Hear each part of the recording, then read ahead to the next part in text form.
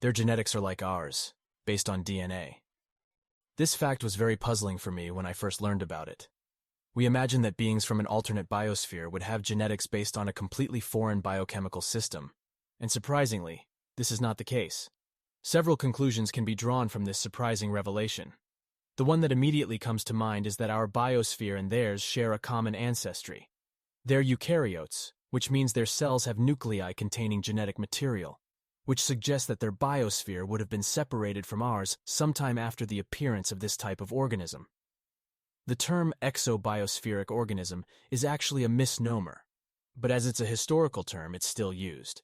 Their genetics are not only based on the same genetic system, but they're also even compatible with our own cellular machinery. This means that you can take a human gene and insert it into an EBO cell, and that gene will be translated into protein.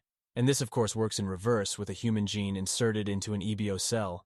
There are important differences in post-translational modifications that will make the final protein non-functional, but I'll discuss these later. Their genome consists of 16 circular chromosomes. You're probably familiar with the concept of intergenic region or junk DNA. These are basically DNA sequences that don't code for proteins. These are evolutionary residues, transposons, inactivated genes, and so on.